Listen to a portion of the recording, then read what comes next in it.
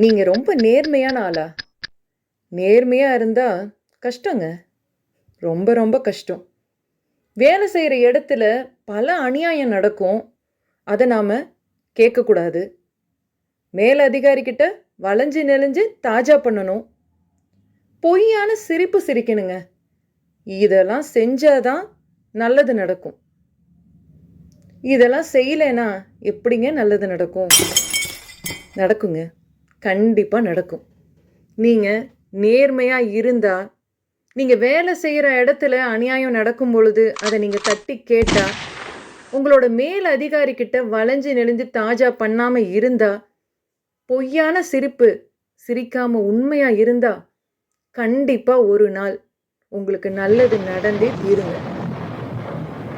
உங்க வாழ்க்கையில கஷ்டம் வரும்பொழுது, கண்டிப்பா திருவள்ளுவர மறந்துறாதீங்க. வாழ்க்கையில நடக்கக்கூடிய இன்பம், துன்பம், கவலை எல்லாத்துக்குமே அன்பா, அதிகாரமா பல விஷயங்கள ஆறுதலா சொல்லியிருக்காரு. திருக்குறள படிங்க. கண்டிப்பா ஒரு நாள் உங்களோட நேர்மைக்கு நல்ல பரிசு கிடைக்கும்.